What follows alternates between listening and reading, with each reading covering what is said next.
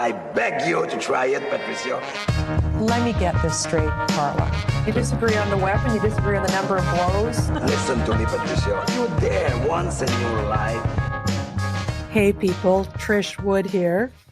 We have a wonderful big show today with two wonderful guests. We have Rupa Subramanya, who has this week broken a really big scoop. It's a good old-fashioned legal documents proving a point that nobody wants to talk about type of scoop. And it renewed my faith in journalism in this country, except she seems to be the only person who's really doing it. So, well, there's a few others, but the only person at Legacy Media doing it. So we're gonna have Rupa on. The story is, here's the headline: court documents reveal Canada's travel ban had no scientific basis. So probably everybody who listens to this show already knew that. The truckers knew that. And now it's actually been proven in this story by Rupa, who got her mitts on some interesting court documents from a lawsuit that happened. This is why I bang on about lawsuits, that we don't always win them in a fight. But sometimes just the lawsuit itself will produce information that we would not get otherwise. Because what happens, I think I said this a couple of weeks ago, just to refresh, is that when someone drops a writ on a person, meaning they're going to sue them, a writ to sue, a bunch of things happen. And one of the things that happens is that all documents connected to the lawsuit in any way, shape, or form, emails, minutes of meetings, all kinds of stuff, has to be preserved. You can't start throwing stuff in the shredder to keep it away from the person suing you. That is, I think that's even a criminal issue, right? So these lawsuits, they may not go anywhere, but they do produce information. And one of the things they produced for us that went to Rupa Subramanya are some documents from a lawsuit that do go into some detail, frightening detail you almost wish you didn't know because it's so terrible, showing that the vaccine travel mandates were about politics and not public health. So that's pretty great. The other thing, I mean, not that that's not great, but the fact that Rupa reported on it is pretty great. The other story we're doing today with Scott Atlas, who is a former member of the White House Task Force on COVID. He's been on the show before. He wrote a book. He's terrific. I emailed him starting about 2.5 weeks ago when Fauci and Birx started doing these walkbacks, right? Birx was saying, I never thought that the vaccine was going to end the pandemic. And Fauci is just flip-flopping all over the place now. I mean, it's insane. He said on one show two things that contradicted each other. One, he said he wasn't for school closures and lockdowns. And then another clip, he's saying we should have done more. We should have locked down harder. I mean, both of those things are, or at least the first part of it, that's something you can either prove or disprove through investigation. It's an absolute lie. The document that they sent out after meeting and conferring from the committee that Fauci was on, said in the very, very fine print, by the way, very fine print, which I happen to have right in my hot little mitt, that school operations can accelerate the spread of coronavirus. Governors of states with evidence of community transmission should close schools in affected and surrounding areas. Governors should close schools in communities that are near areas of community transmission, even if those areas are in neighboring states. In addition, state and local officials should close schools where coronavirus has been identified in the population, yada, yada, right? Then it goes on to say, in states with evidence of community transmission, bars, restaurants, food courts, gym, and other indoor and outdoor venues where groups of people congregate should be closed. How much more clear can you be that Tony Fauci was calling for lockdowns and school closures? Right? I mean, that's what this says. And this was part of the document. Sorry, folks, but this is what he said and did. So him appearing on a show, Rising, trying to suggest that he was not part of the lockdown and the school closure decisions is, I'm just going to say it out loud, it was a lie. And the sad part about Tony Fauci lying as much as he does is that nobody really calls him on it. The only person who does is Rand Paul. All the other journalists let him get away with it. Brett, as I said, Brett Baer from Fox News had a bit of a go at him the other day, but he doesn't know enough to really get him. You got to prep for interviews with Tony Fauci. I know, I did one. And he's very, very slippery. So we've got Scott Atlas on about that because he was around. He knows those people. And he knows what they're about. So he is coming on later to talk about the walkbacks by both Fauci, Birx, and others who are responsible for what may well be the biggest public health screw-up in modern times, if not ever. I might go a little bit further and say ever. It's like the Vietnam War in the sense that there was a general who was asked why they kept burning down all the villages of the Vietnamese people. And he said that they had to destroy the village in order to save it. And that really feels like COVID public health policy to me. We got to kill the people and ruin their lives so the virus doesn't kill the people and rule their lives, right?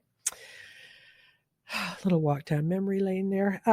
So, yeah, I mean, that's how ludicrous the policies were. And the data shows that those people who were skeptical of those interventions were absolutely right. And the people responsible for making them happen are kind of heading for the hills. If only we had a working legacy media beyond lone Rupa and in the States, you know, beyond the few people there. There's not too many who are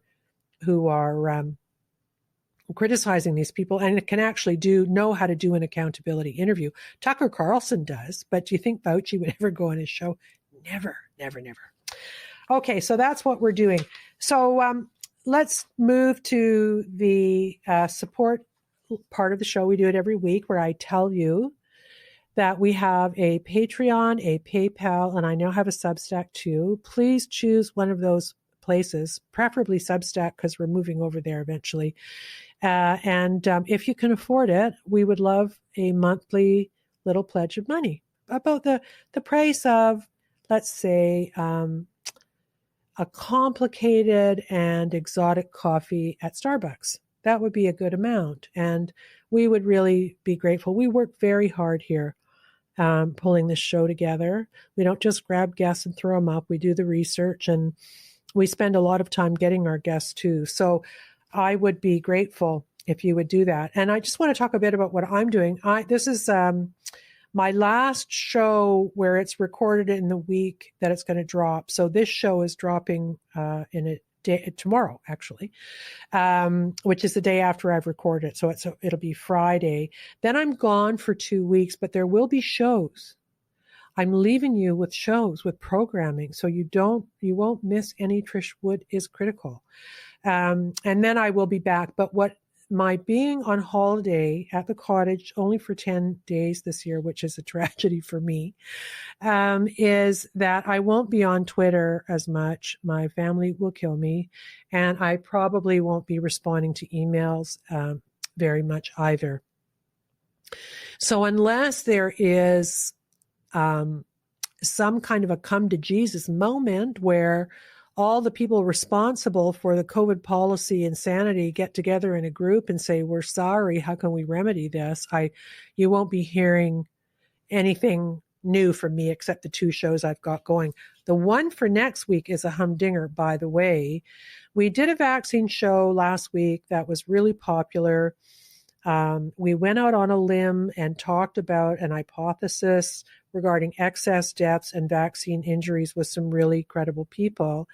And I think in retrospect, there wasn't time really to do a deep dive on children, but they're actually giving children these vaccines. They don't need them, right? They don't get sick and die from COVID unless they have some kind of another issue going on. Why are we doing this? You'll hear Scott Atlas say we're using children as shields. I think that's a really great way of looking at it. It's awful.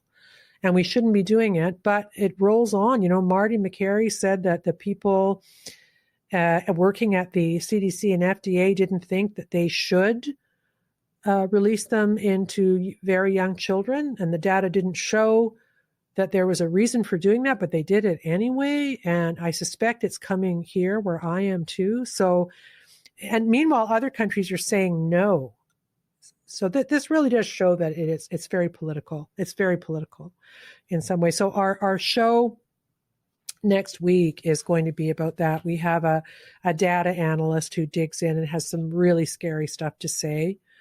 And we also have a pediatric neurologist on who is also quite worried. So do come back for that. And then the show after that, while I'm still away, is the trans show I've been talking about. We have a researcher on named Jennifer Bielek, and she's been looking into the money and power behind the extreme trans movement. How did they go from 0 to 100 so quickly? 1 minute, you don't hear very much about it. The next minute, we're changing our language and making women deal with men who have junk in their, in their change room. And it's unbelievable. But she can explain it. And guess what? Follow the money as usual. There is a money angle to it. And we have got her on talking about that. So I'm going to get to Rupa in one quick second, but I do want to shout out. I got the greatest email from a man in Fenelon Falls, Ontario, a lovely little town. And this is what he said. He said, "My wife, Cynthia, and I listen to all of your shows. Thank you very much. My 90-year-old mother-in-law, Dorothy, lives with us and has recently begun listening too. We were watching the Game of Thrones for a second time, and I wish I had the full-grown dragons at our command to help us defeat the establishment monster. Keep up the great work." So I am shouting out to our 90-year-old fan, Dorothy from Fenelon Falls. So thanks for listening, Dorothy. I'm glad to know you're out there. I'm also really glad I stopped swearing on the show about a year and a half ago. Wouldn't want to upset anybody. And then I got a lovely one from the UK.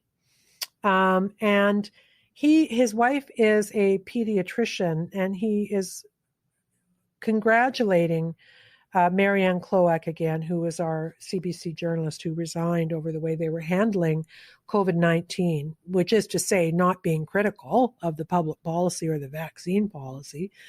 And he wrote something really interesting about something called a near miss. And he says, "Thought I'd message you again just to say fantastic interview with Marianne. She lays it out bare in the journalism world, which you've been doing on your show, how the media simply ignored anything other than orthodoxy from, in quotation marks, health experts on a whole range of issues from the last 2 years. You're right that somehow this didn't occur just in Canada, but in all Western democracies. Here in the UK, it got pretty nasty, and only a few steps away from simply stirring up hatred to inciting violence and worse to those who didn't take these jabs for whatever reason." So that is from, I won't use his last name because I don't have permission to, but that's from Mark over in the UK. So we love getting your letters and your emails. Keep them coming. They really do lift my spirits. I cannot say. And I think also I hear from readers that reading letters is a good part of the show too. So keep sending them and we'll keep reading them. So here was Rupa's story. Court documents reveal Canada's travel ban had no scientific basis. I'll just read you the first graph so we can hit the ground running here. It was published on August 2nd by Barry Weiss's Common Sense website. She's done some amazing stuff. Barry Weiss used to be at the New York Times, and she quit on a matter of principle. We like these ladies. On August 13th, 2021, the Canadian government announced that anyone who hadn't been vaccinated against COVID would soon be barred from planes and trains. In many cases, the backward, meaning the unvaxxed, could no longer travel between provinces or leave the country. If you lived in Winnipeg and wanted to visit your mother on her deathbed in London or Hong Kong, or perhaps Quebec City, you better get jabbed or resign yourself to never seeing your mother again. So that is the background. She says recently released court documents which capture the decision-making behind the travel mandates indicate that far from following the science, the Prime Minister and his cabinet were focused on politics. So that is her story, and we're going to speak to her now. Here is Rupa Subramanya.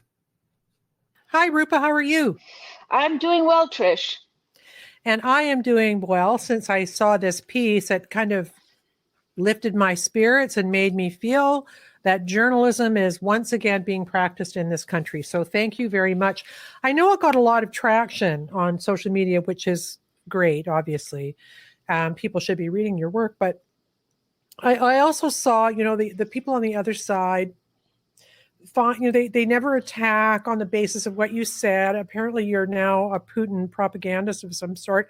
I don't know how they tie that into an article about mandates, but they did. Yeah. It's never an argument about what you said. It's just some smear. So that exactly. I don't know why I go there. I'm going to stop looking at that stuff.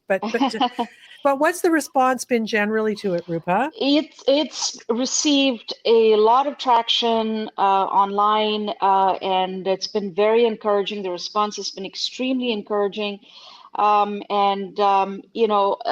for the trolls, I ignore them because they're just not worth my time and energy. Yeah. But what I'm really disappointed about, Trish, is the fact that large sections of the mainstream media, in fact, very few in the mainstream media even acknowledge the piece, and they just kind of ignored that this has even happened. And so I'm a little perplexed by that. Some prominent commentators, I was thinking that they would weigh in on this and at least ask me questions, or you don't have to agree with me. That's not what I'm looking for. But they've just chosen to ignore it completely, and that's what's really perplexing. But the general reaction so far, the overwhelming reaction, I mean, 99% of the reactions that I've gotten so far have been extremely positive and encouraging. And I do hope that once the journalists in the mainstream media get their hands on these court documents, which are now publicly available, they have been for 2 weeks, that they will pour through them, they'll go through them, and pursue the story, continue to write about it, because there's a lot in there that I couldn't get into. It's very focused on the big picture here. And for me, the big picture was that this was entirely about politics and not about the science. And we were told all along by the Trudeau government and various officials that these mandates are in place, the travel mandate is in place, because we're following the science and we're consulting the experts. It turns out many of the experts that they were consulting, in fact, all of the experts, at least as far as the travel mandates were concerned, did not even have a science background, or they were not epidemiologists, they were not scientists. Theresa Tam was not consulted on this. So it really begs the question, who made the decision, and what basis was this decision made? What was the scientific, where was the scientific rationale? Well, for those of us, who've been following the bouncing ball since March of 2020, we were yelling about there not being a scientific basis for the mandates anyway. Like and what frustrated me was the idea that people in the media weren't asking those questions. Trudeau would say, we're following the science. And I'd be, well, what science? What does the data say? Does it actually show that travel mandates, when a virus is this endemic, actually do anything? Of course, they don't do anything. And now we know they don't do anything because of the vaccines don't stop transmission. Right. Yep. But so I'm not surprised at all. I'm just absolutely gleeful that it's come out, but also sad that it's not getting, more attention from the mainstream. I say, and you're much nicer than I am, that the media is not doing this because they know they're complicit in all the big mistakes that were made. But that's probably for another day. So let's just break this down for our most. I'm sure that virtually all of my listeners, except the ones maybe overseas, probably have read your piece, but let's just break it down. You just said a bunch of interesting things, that the travel mandates, as we experienced them, were not underpinned by the advice of learned specialists who had some idea what was going on with the virus and transmission, but rather with people not skilled in that, right? Well, that's exactly it. So the example that I cite, and this is an important one. It's the COVID recovery unit in Transport Canada. And it's the government panel comprised of about 20 individuals. It's largely very secretive. You rarely you hardly see a mention of it on Transport Canada. And it's comprised of 20 individuals, as I mentioned. None of these individuals are scientists, doctors, infectious diseases specialists, epidemiologists. There's one person who heads the National Interest Exemption Program, which allows us exemptions from the mandate, very rare occasions. And she happens to have a science background, but it's unclear what her science background is, because when I reached out to her, she said she has a master's in science, and then I asked her, wanted to find out what she specialized in, and she said, "I'm uncomfortable with these questions. Please direct all questions to Transport Canada, the media unit at Transport Canada." And so that was the end of the conversation. The Director General of this secretive government panel, she was basically the architect of the mandate, the travel vaccine mandate. And she called it. I mean, it was almost as though they're actually proud of the fact that Canada had one of the strongest vaccination mandates for travelers in the world. This is exactly what she says in her affidavit and under cross-examination by the lawyer. And it was pretty draconian. It was one of the strongest vaccination mandates in the world. We were probably the only country, maybe barring Australia, but even I'm not even sure about that, because each region in Australia did its own thing, from what I understand. But 5-6 million Canadians couldn't even get on a train here to go across the country. And that's how draconian it was. And we were told all along that it was the science that they were following. But these court documents reveal that there was basically no science. The science, at least as far as the travel mandate was concerned, you didn't have Theresa Tam. Theresa Tam didn't approve the mandate. The head of this COVID recovery unit is asked, did you consult Theresa Tam? Did Theresa Tam recommend the mandate? And she says no. Well, it's really interesting you had mentioned Dr. Tam, because who I'm not particularly a fan of. I think she's made a lot of big errors in the way she's approached this, but she's neither more or less bad than all the public health people who got caught up in this. But there is a clip of her that I found after reading your story, and I couldn't date it, unfortunately, but she's asked about vaccines and waning efficacy, and she says, no, the vaccines are not stopping transmission. And so therefore you should wear a mask. I think it was in the context of mandates too. And at the end of it, she said something quite interesting. She said, and I'm passing this information along to the policymakers in the building, right? Like to the people who, it was quite interesting. I wondered why she said that. It was almost like she was distancing herself from people, because she, I don't agree with her, but I don't think she's stupid.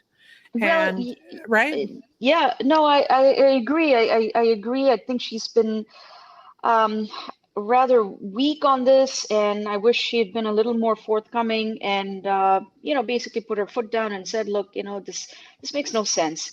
All of their assessments about in-flight transmission risk, for example, are based on very outdated studies. This is even before vaccines. And before vaccines were rolled out. I think the one study that they've relied on quite extensively is a study from China. But this was back in June 2021. This was before Omicron. This was at the height of the Delta wave, and And you know, these and what is extraordinary is that the official who's in charge of doing risk assessments has not done a risk assessment for Omicron. So you don't even know the size of the problem. You don't even know what you're dealing with. Yet they continue to justify the mandates. And so then the question becomes, why did this happen? You kind of imply, or maybe it's more direct than an implication, that this was coming from the very top, i.e. the prime minister, right? So first of all, do you think he was involved in this decision? And if you do, why do you?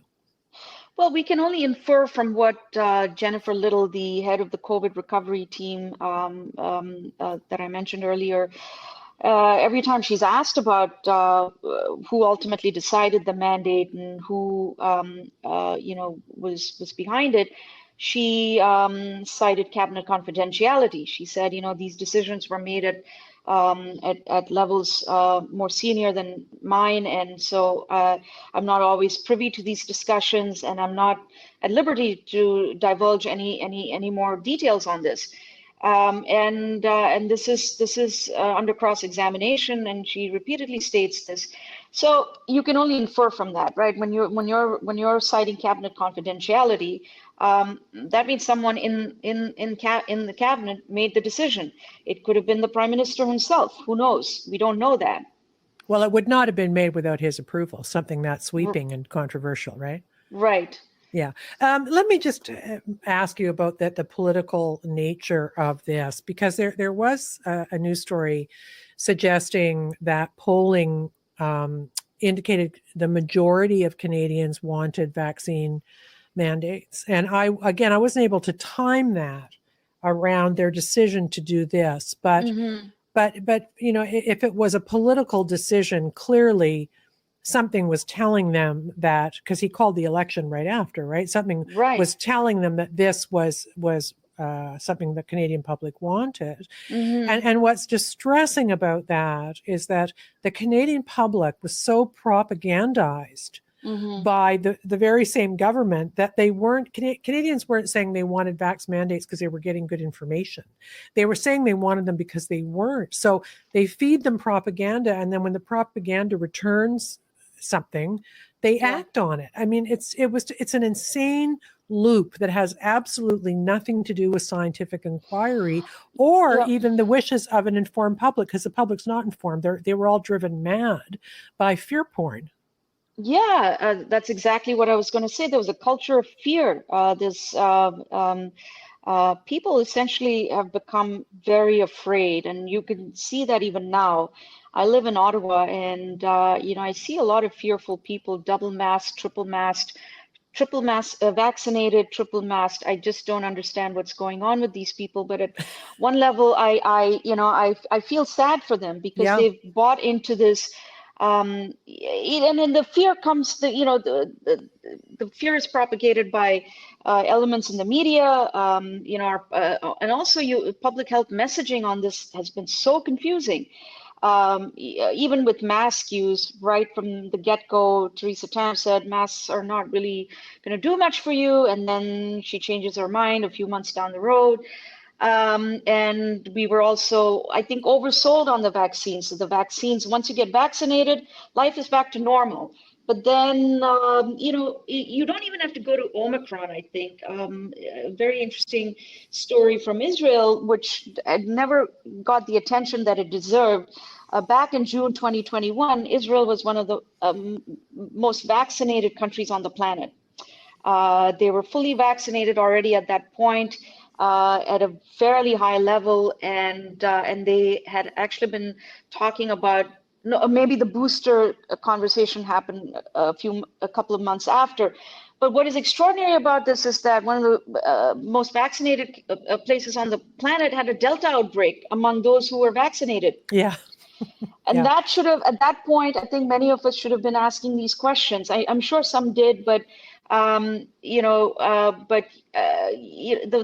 question should have been, well, what is going on here? Why is there a Delta outbreak? And then they kept calling it breakthrough infections. Breakthrough, yeah. Yeah, but with Omicron, everything became, I mean, everybody was getting these breakthrough infections, including me, as someone who got the third shot, and I got Omicron a week later. So, it's just that the vaccines have really not been preventing transmission. That is now fairly well established.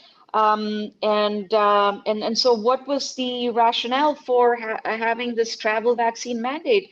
When the Prime Minister announces it in August and it goes into effect October 30th, it should never have gone into effect. In my opinion, I think it was purely politics, and it was used as a political wedge issue for the Liberals to, hopefully get a majority, which they never ended up getting. It was pure politics, and there was no science behind it. When you say a wedge issue, explain to me how they used it that way. Well, you see, here's the thing. If this was really about the science, why didn't you impose these mandates and campaign on them as a fait accompli? Right? You could have done that much earlier. Why make something that is supposed to be based on science a political issue, a campaign issue? It makes no sense. If you were to campaign as a campaign promise, are you going to say I promise to find a cure for cancer? I mean, is that something you don't want to do that? It becomes political. There should be no politics in science, and so I think this is what ended up happening. And I believe their internal polling probably suggested that a lot of Canadians supported mandates of some form or the other. And they decided to go ahead with it. But unfortunately, I mean, they didn't get the majority that they were looking for. But the mandates were implemented. And as we know from these court documents, there was, these guys were scrambling to find a rationale for it a few days before it's implemented. Yeah, that's shocking, because I think most of the people who believed in the mandates and indeed who believe in this government assumed that these sort of august, esteemed, credentialed science people had been poring over data and studies and numbers before coming to this conclusion.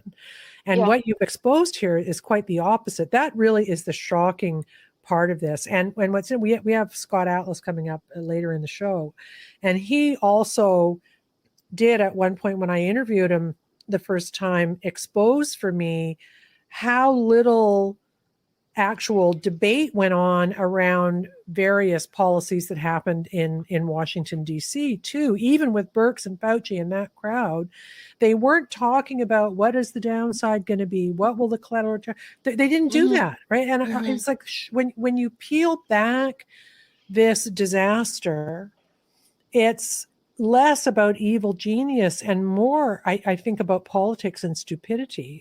But I will also say, and it's also about the willingness of people to sell out.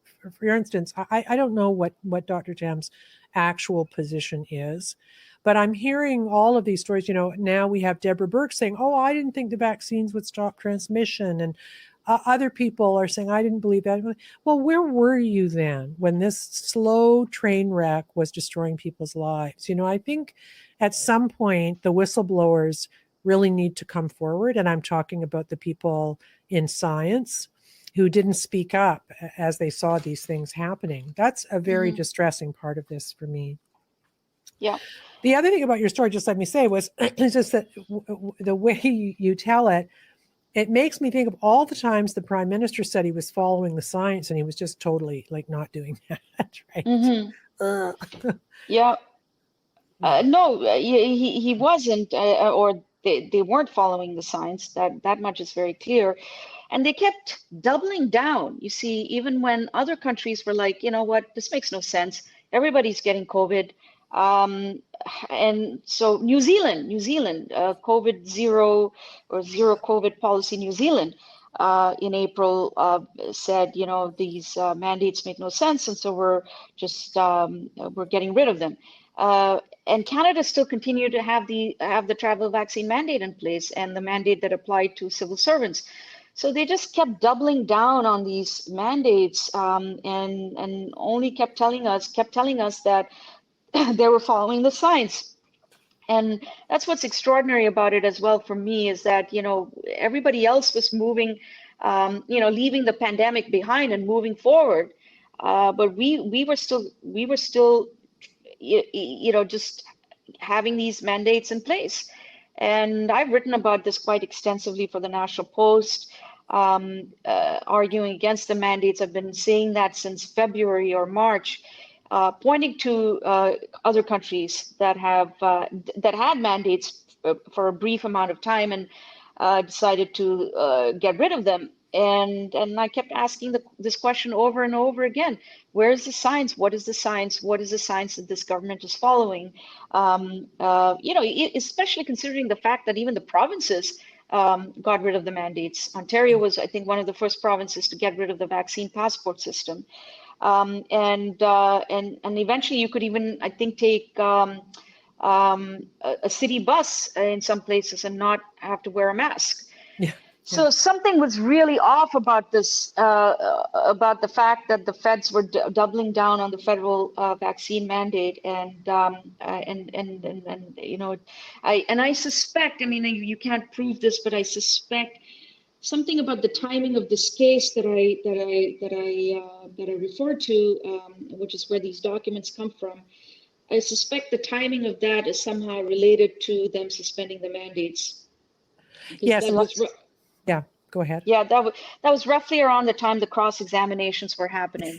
You can't prove it, but it's just a hunch. But yeah, and these guys wonder, when people in Canada ascribe Trudeau's fealty to the WEF and Klaus Schwab. He's a conspiracy theorist, but that's how these things get started and get going. I do think Trudeau is definitely a globalist, and I do think he's too loyal to the global agenda over the needs of his own people. That's my view. But if they wonder how conspiracies get started, conspiracy theories, this is how, when you see a prime minister acting not within the bounds of science, not within what's best for the people he's governing, and repeating what seem to be these kind of inane talking point mantra slogans about following the science when the science says not what he's doing.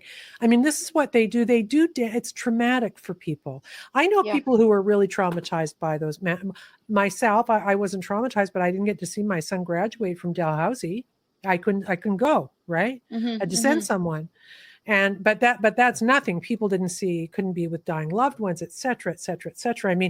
It's a huge political story. It's a huge science story, but underneath it all, it is a huge human story. And that's what makes me so angry about it. Yeah. And I've met a lot of Canadians over the course of the last few months, starting with the truckers' protest, of course.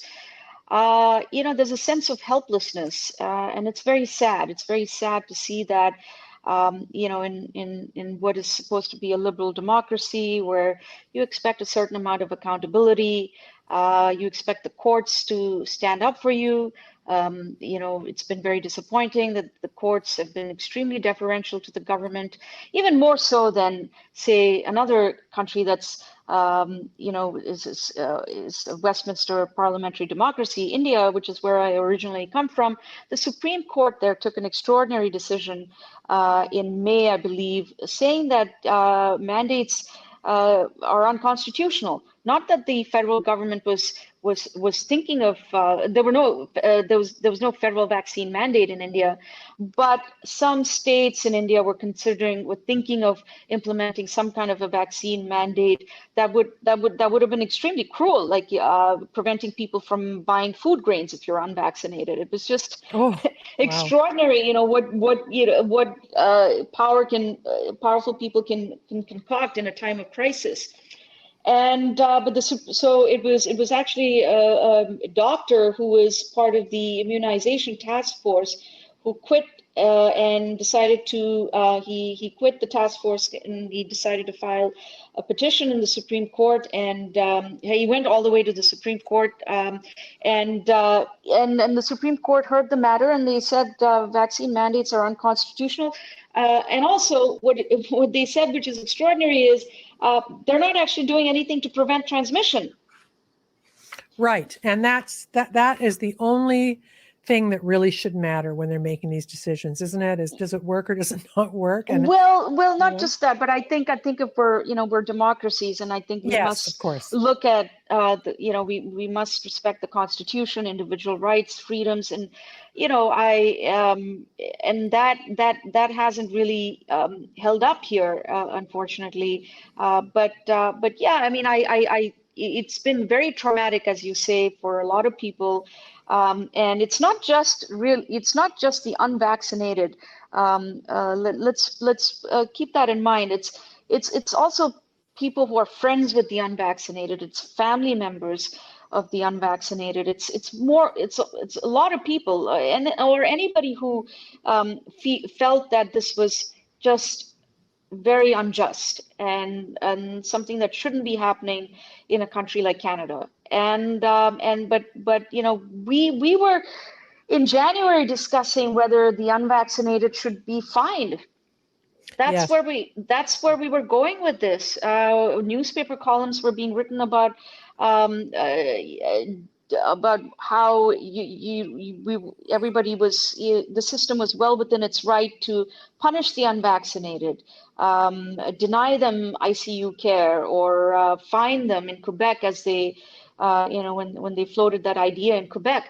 That's where we were going with this, and I find that just extraordinary that we were having these conversations in Canada. I would have expected this in some third world dictatorship, but this is happening among educated Canadians in an advanced G7 nation.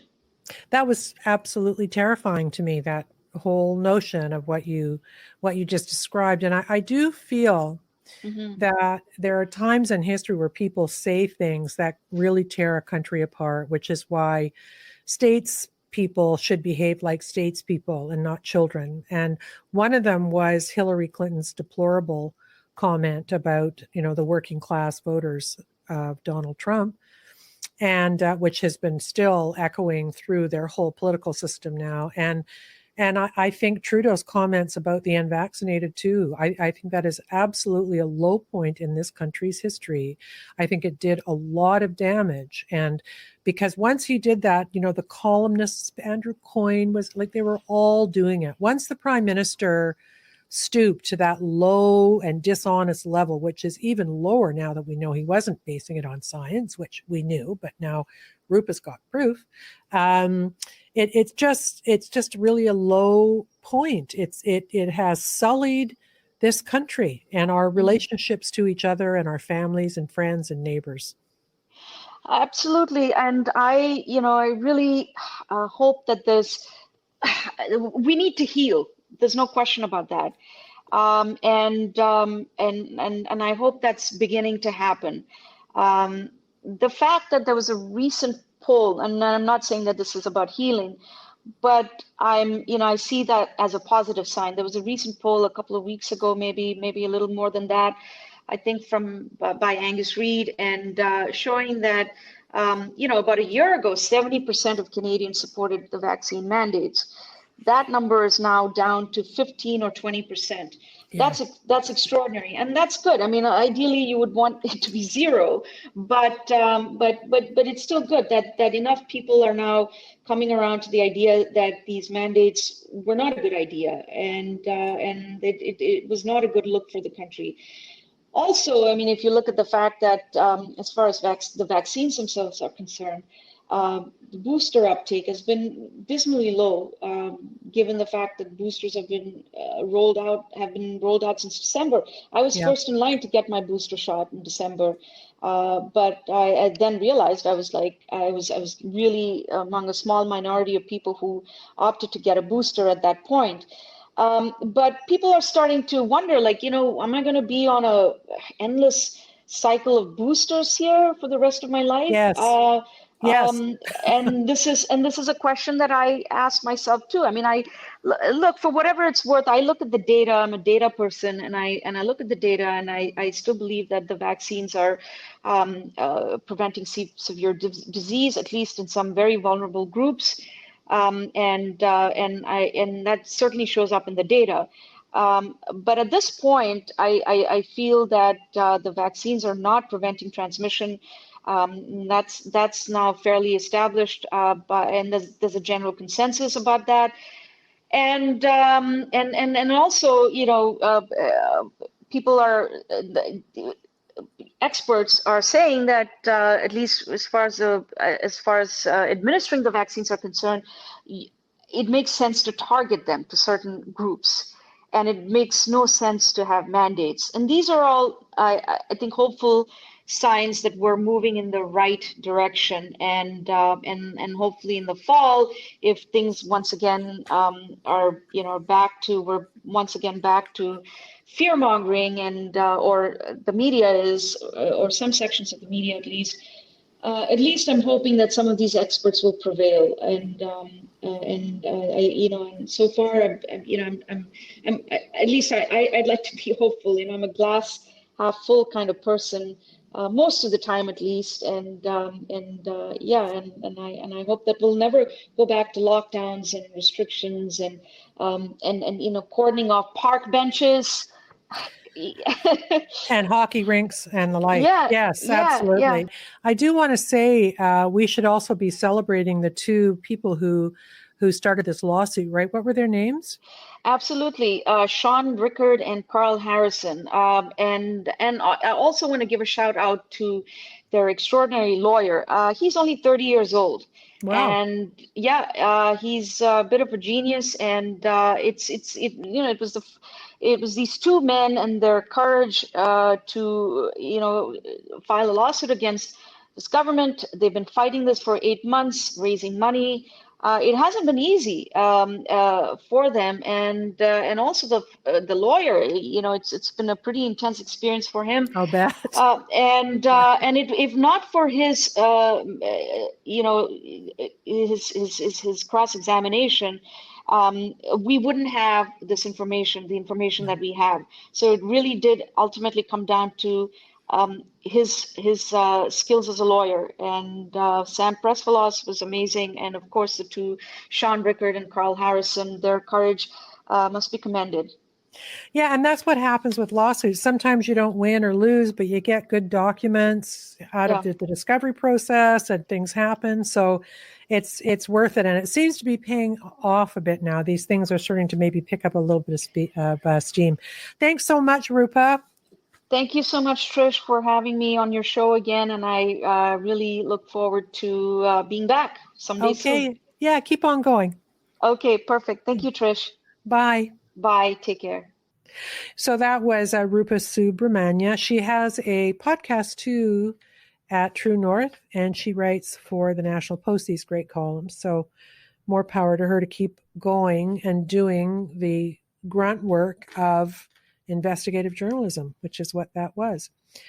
Now on to Scott Atlas, who is here to lay down some truths while the people he was working with in Washington are heading for the hills. And they're telling out and out lies about what happened. And what's interesting about it is that these are all lies that you can catch them in.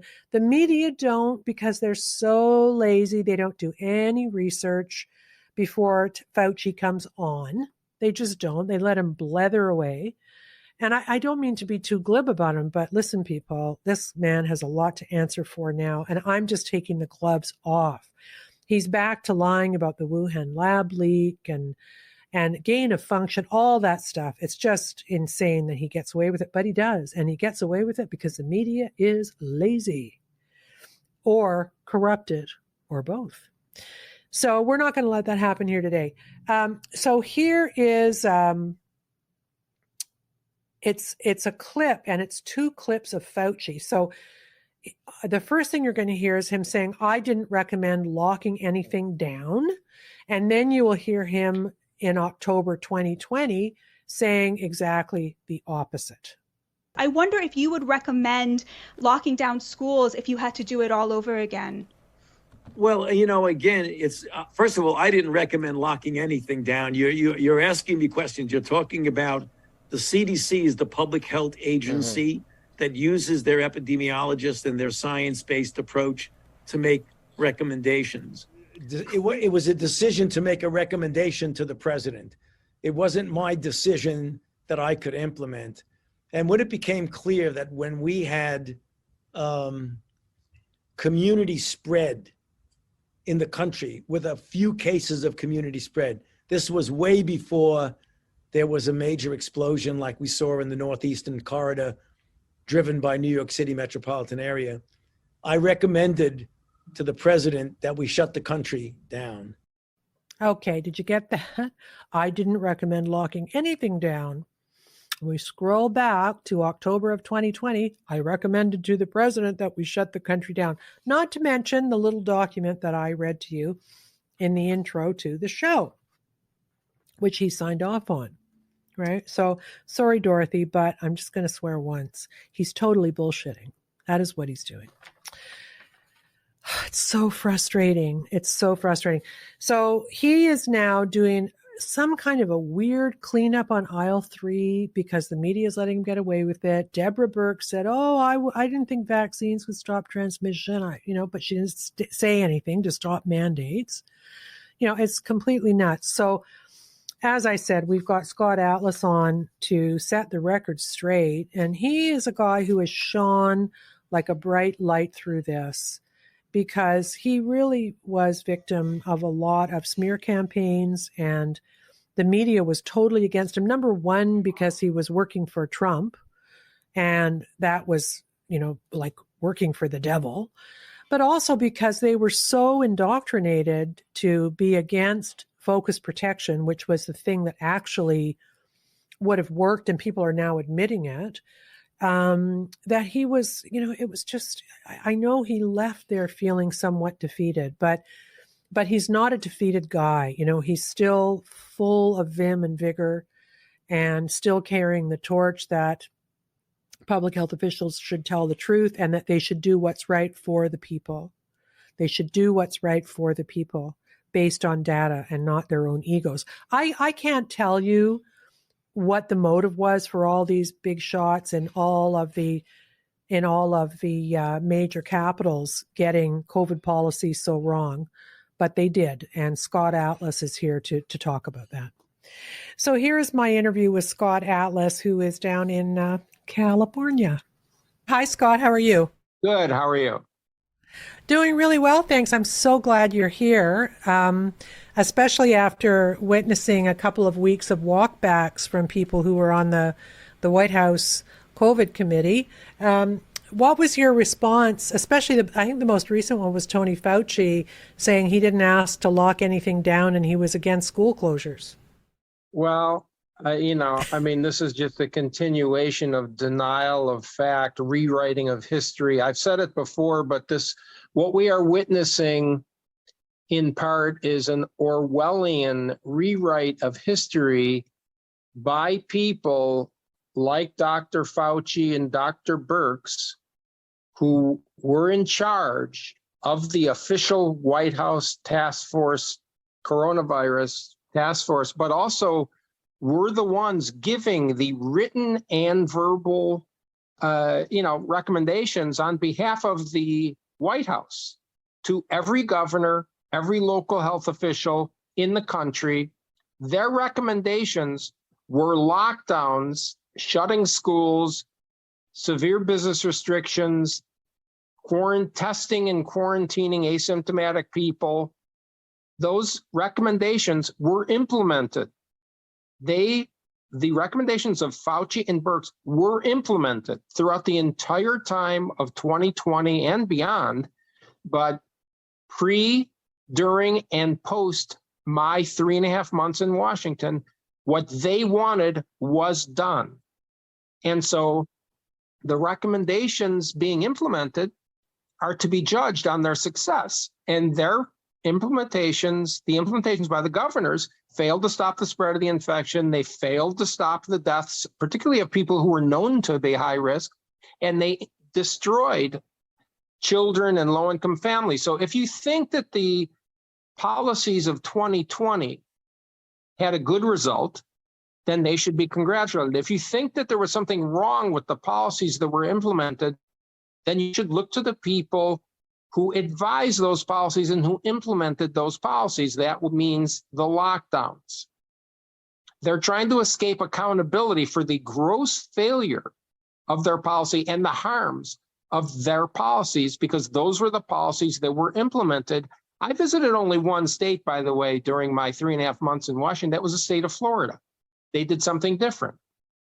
And I'd be happy to go through the data on the results of places that did open early, that did not close businesses like South Dakota, because in the states, the few states that did not do the severe lockdowns, meaning South Dakota, Florida, they ranked, and they're quantitatively better in their pandemic results than the states with the worst lockdowns. I can go through that if you'd like. I absolutely want you to go through that, Scott, but I just want to kind of stick for a minute with what we're witnessing here, because for me, having reported on this for 2 years and being a COVID policy skeptic and a pro Great Barrington Declaration, I thought it was the reasonable way to go, focus protection.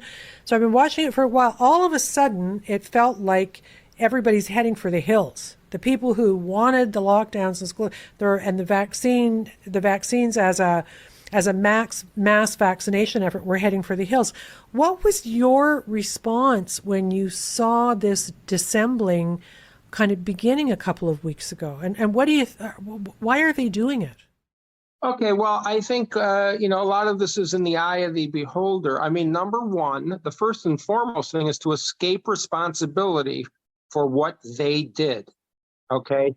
There's over 1 million Americans whose deaths have been attributed to COVID. There's a straight line with no change over 2 administrations doing this policy, okay? And that second administration had the vaccines, by the way. So they're trying to escape responsibility. That's number one.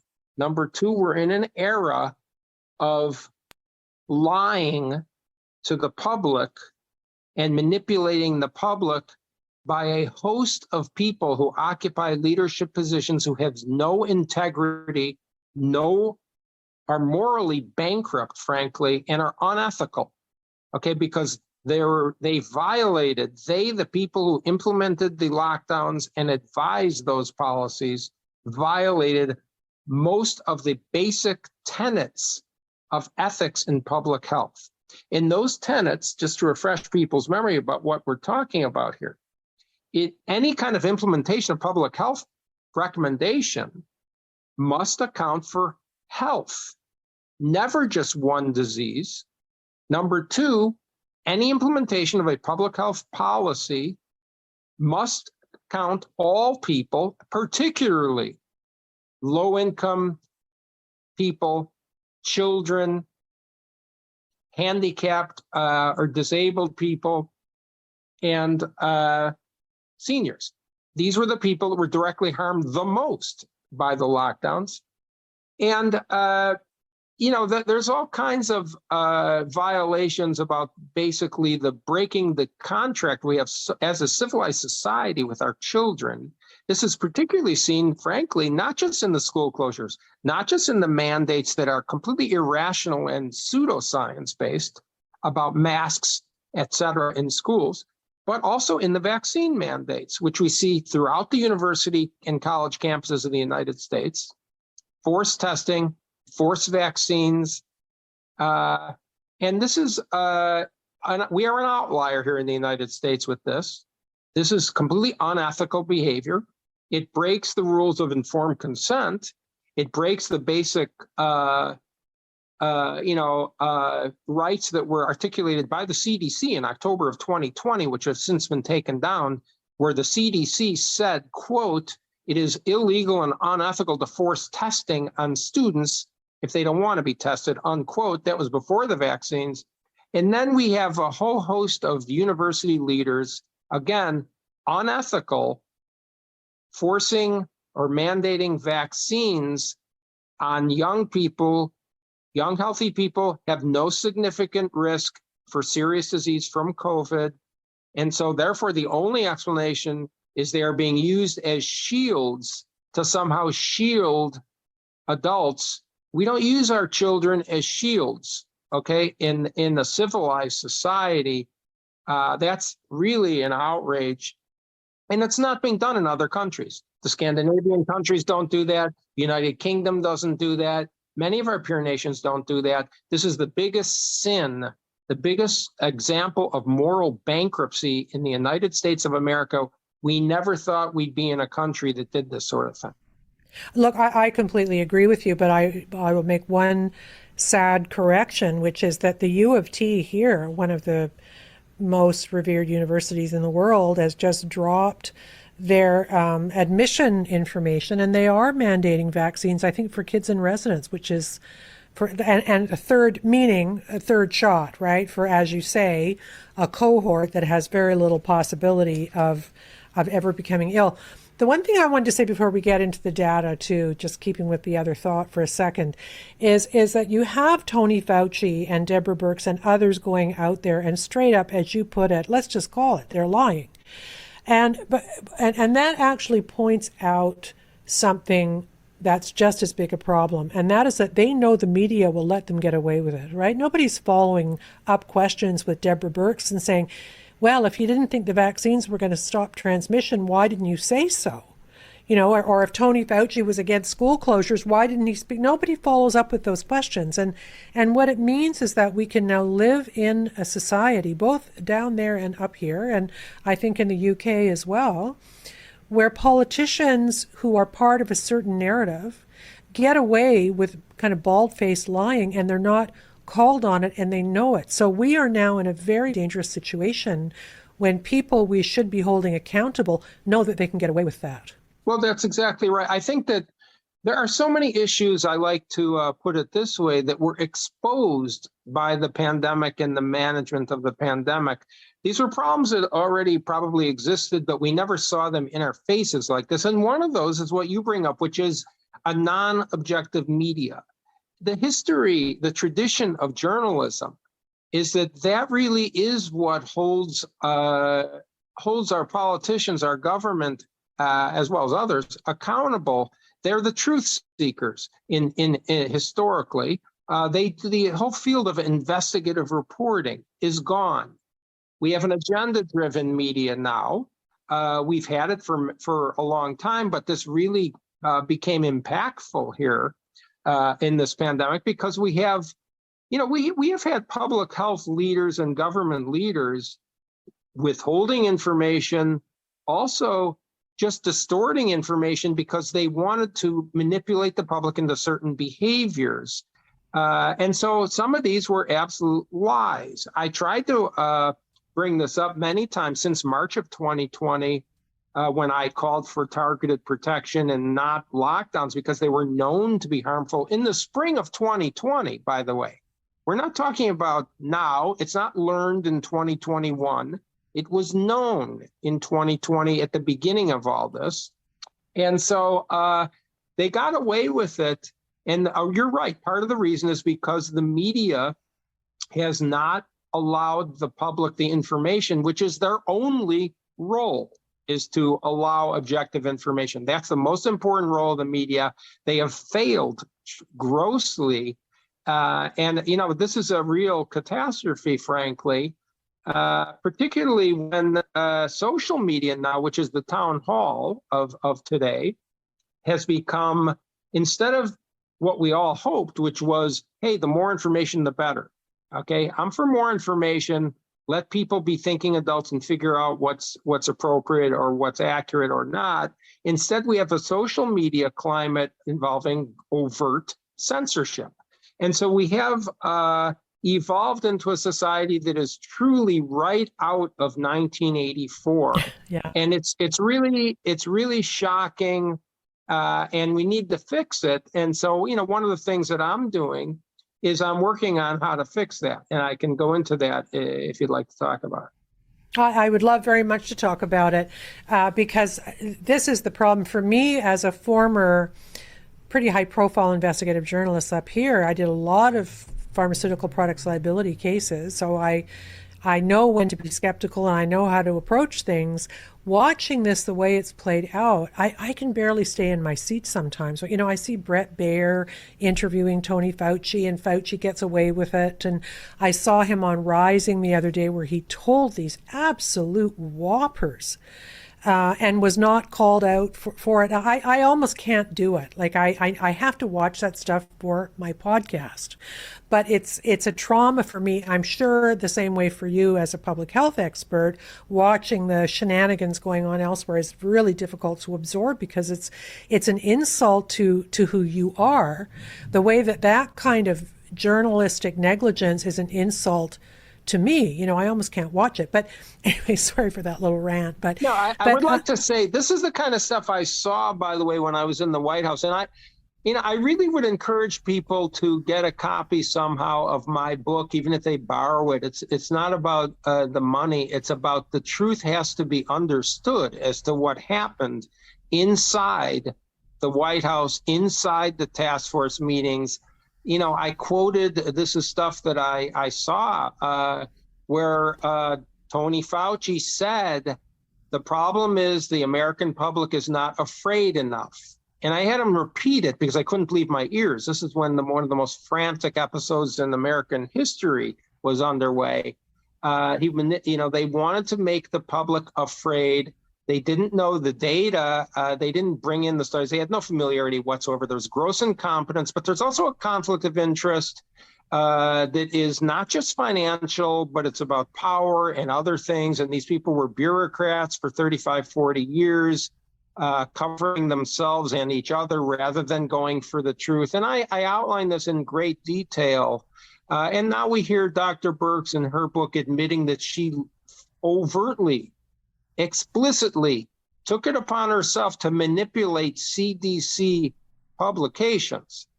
Okay, I mean, this is sort of unconscionable that there was a rogue sort of, group of people who were manipulating the data, the statements, the recommendations to their own liking. I mean, this is unheard of, there's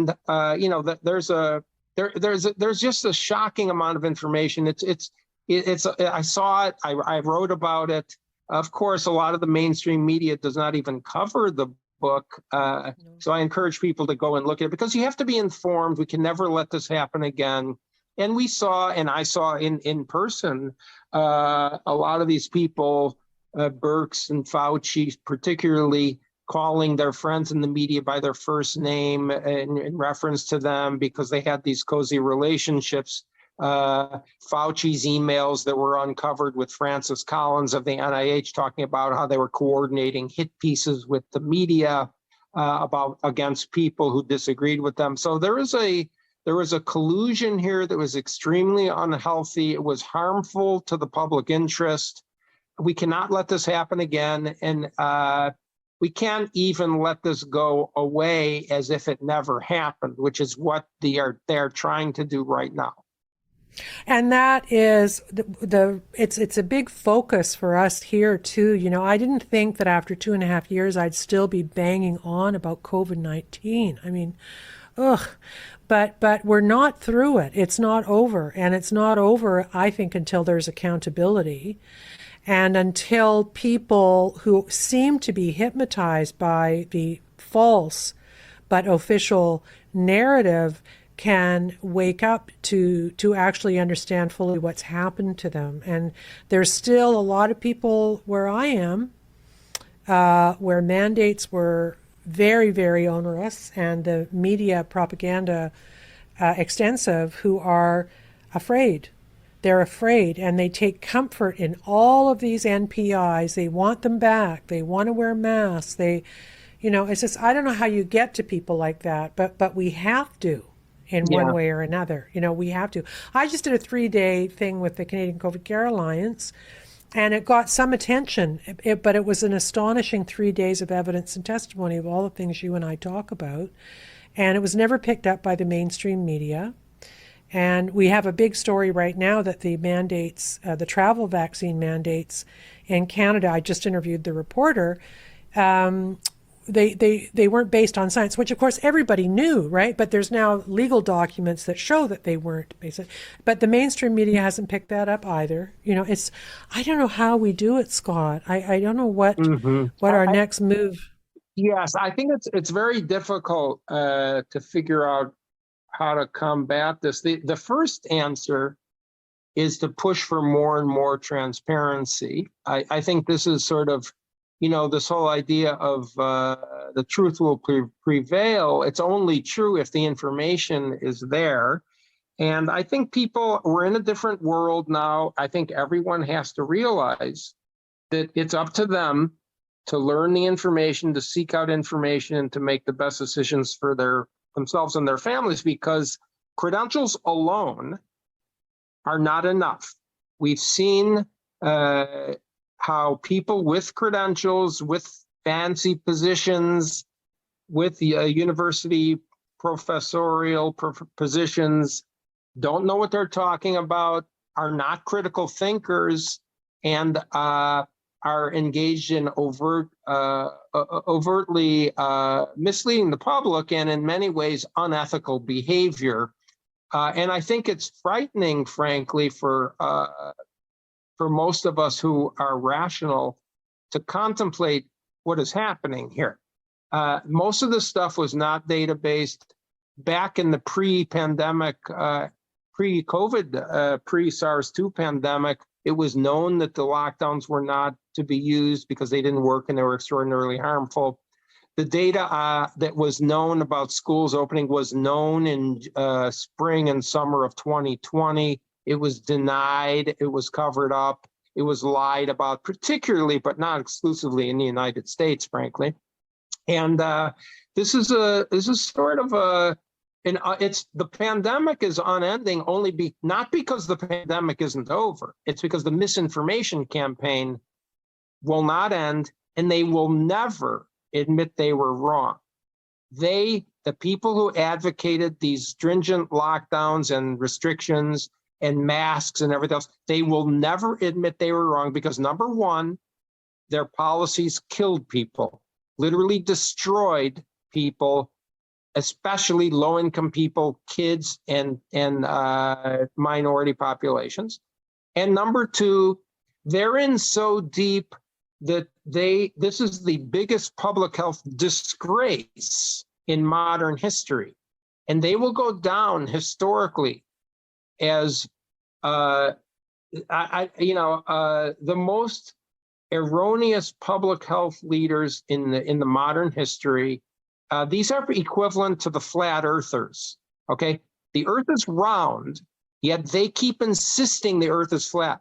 We're never going to see this desperate attempt to somehow prove that masks work, okay? This is done.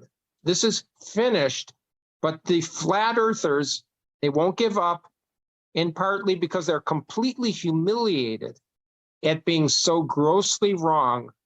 The only time, frankly, that people like Anthony Fauci and Deborah Birx should be talking to the public is for them to go out there and beg for forgiveness because they were so wrong and so harmful in what they recommended.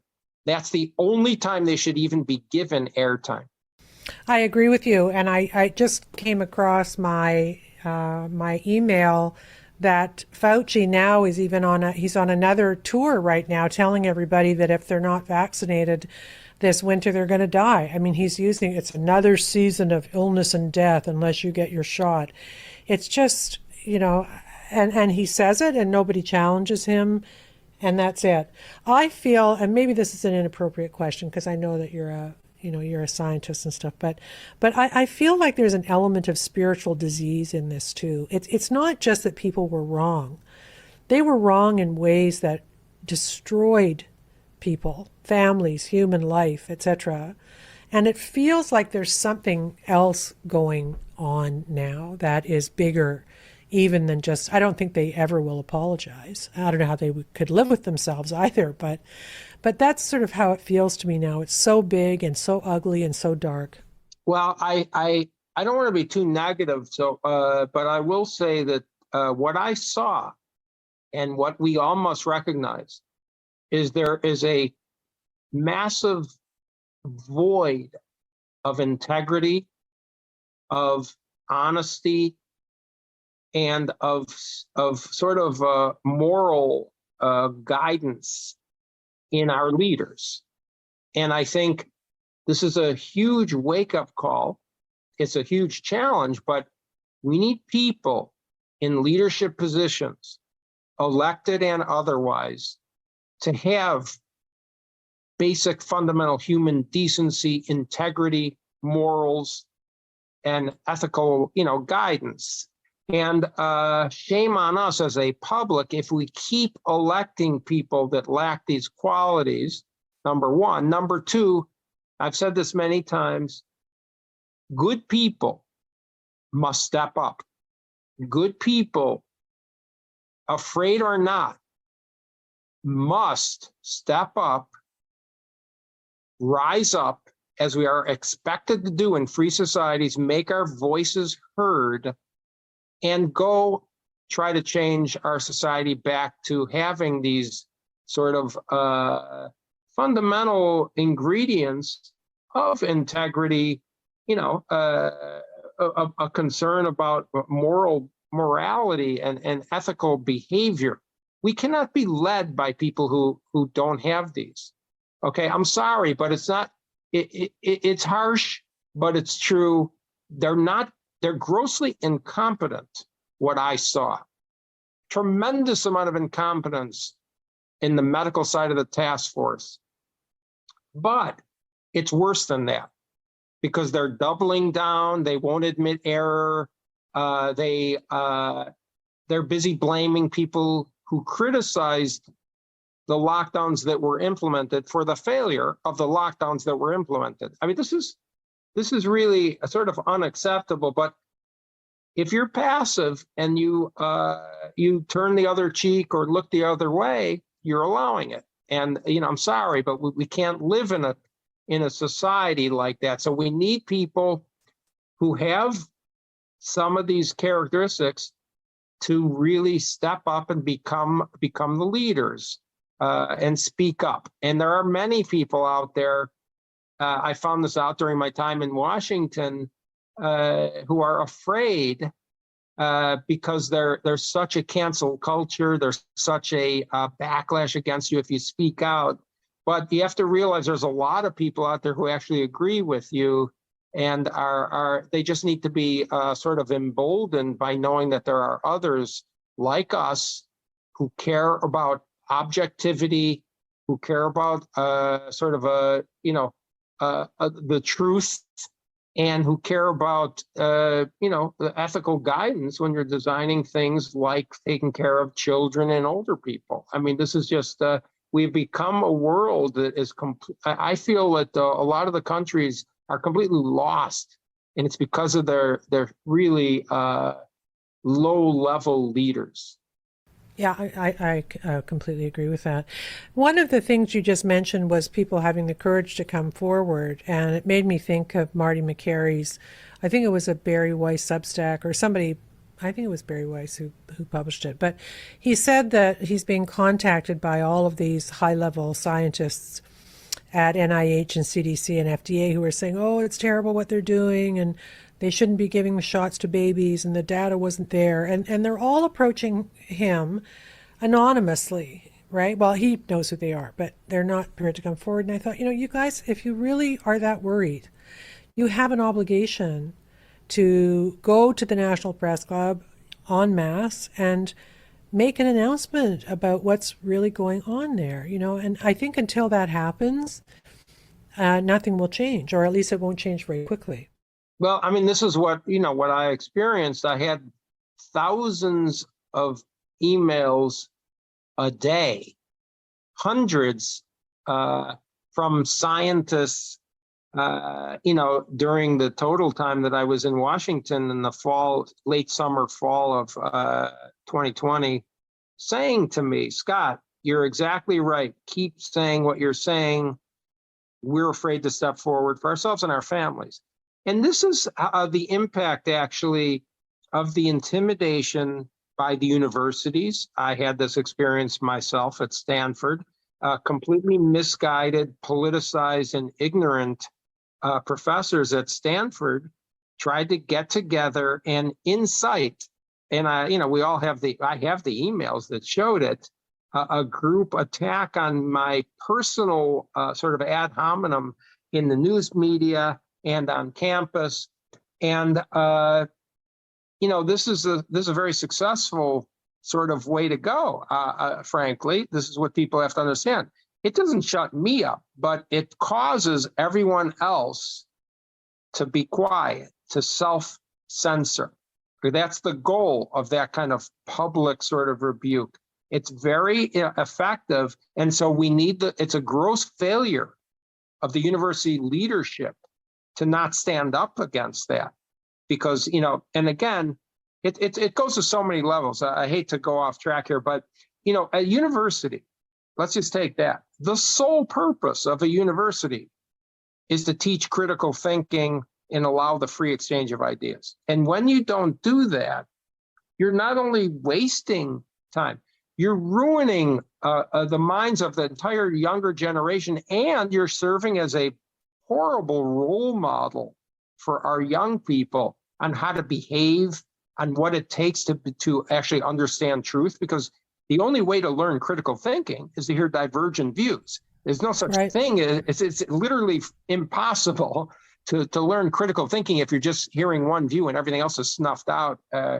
And so this is extraordinarily harmful to a whole generation. I mean, it just compounded sin after sin about how we've treated young people, not just toddlers and young people who've been injected and tested and convinced that they are dangerous to others and everyone's a danger to them. We haven't even seen the tip of the iceberg for the damage that we've caused here as a society with that. But we've also taken these college-age students, and I think everybody has seen the data that 1 out of 4 American kids age 18 to 22 thought of contemplated suicide during the summer of 2020. Okay, that's just after the first 3 months of the lockdown. All kinds of psychological explosion of suicide attempts by teenage girls, drug abuse by teenagers, self-harm, visits to doctors by teenagers, massive weight gain, averaging 28 pounds by more than half of America's college-age children. 28 pounds during 2020. I mean, that's obesity. We've caused public health issues. It's a nightmare of what has yet to unfold. And again, we need to replace the leaders. There is a huge problem with our educational leaders, with our university leaders. It's not just the government. It's not just the media. It's all walks of life. Our doctors, which was one of the most trusted occupations in the world, have completely, to use a phrase I heard recently, beclowned themselves. They have become laughing stocks. If you have a doctor that thinks that when they wear a surgical mask to stop a virus from spreading, you need a new doctor, because you have a doctor who is grossly incompetent at the most basic thought processes that doctors must know. And so, I mean, there's so many things wrong.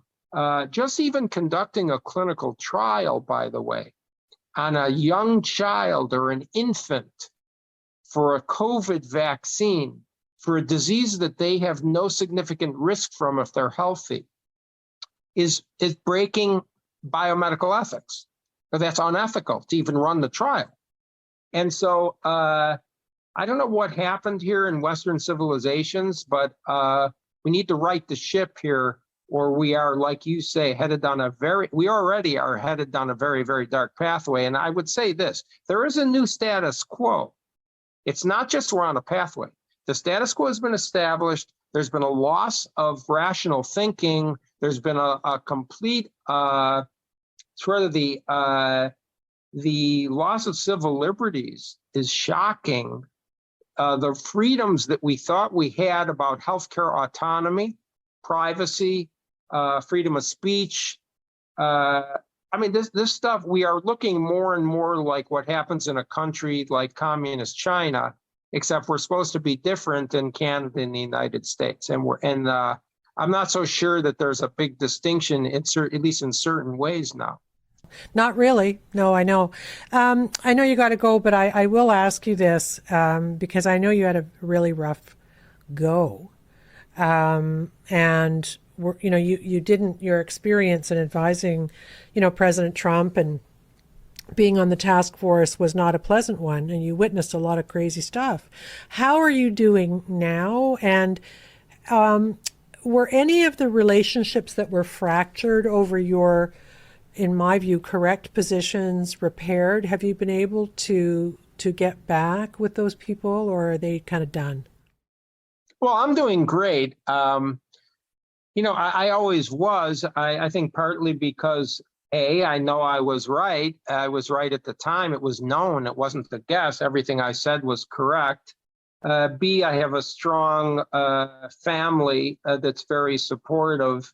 And C, I persevered without any hesitation because I knew I had an obligation at that point to people, regular people. Like I said, were contacting me routinely and repeatedly. I had emails from people begging me to continue. I've said this before, it's in my book too, but I had emails from people, a woman who repeatedly emailed me, and finally she said, please keep talking. My husband just killed himself because of the lockdowns, and I don't want anyone else to do that.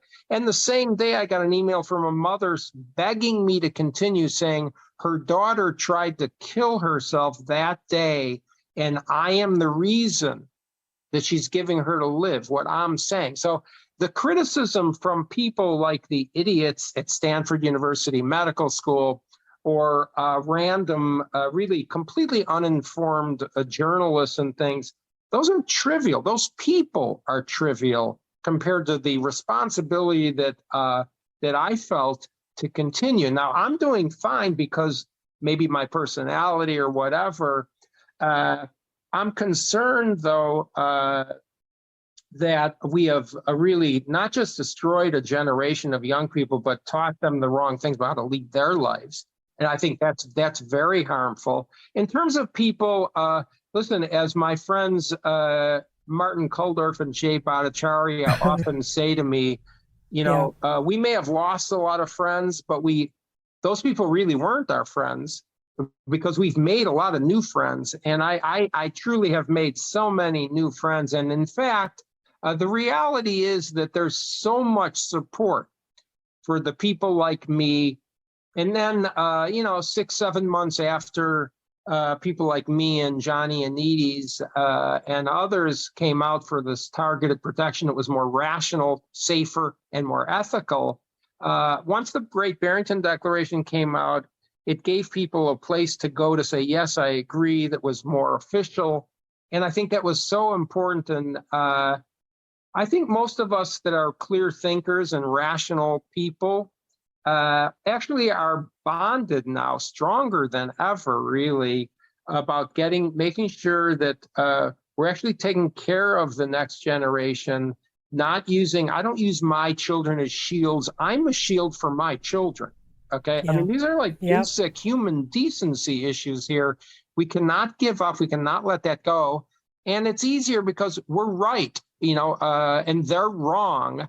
And they have to live with that. These people are scrambling, the lockdowners and these really frenzied people.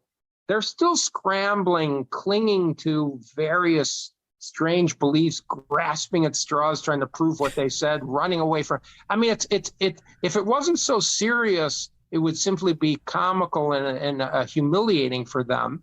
But it's worse than that because they did so much harm. So we have to sort of stick together and keep advocating for what's right, because we were correct, they were grossly wrong, And we have some great leaders, actually. We have some good people in journalism still.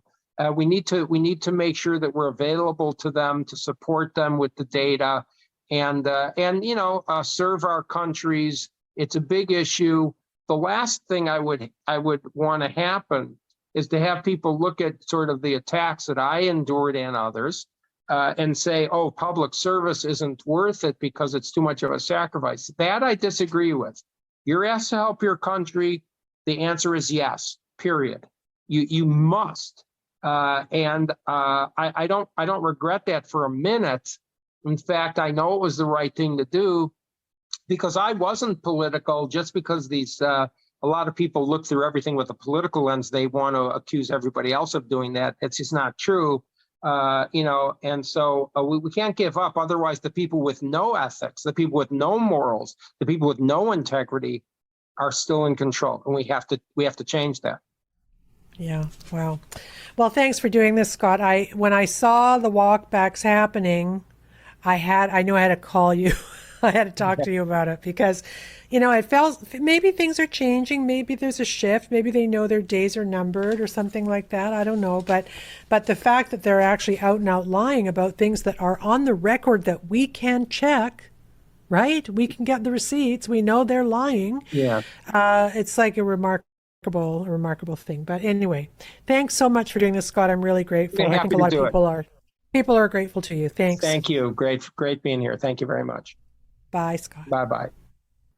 That was Scott Atlas. He was one of President Trump's COVID-19 health policy advisors during the height of the COVID pandemic in DC. He was in those meetings with Fauci and Birx and watched it all unfold. And he's calling them out for not being truthful about what happened. He's an eyewitness.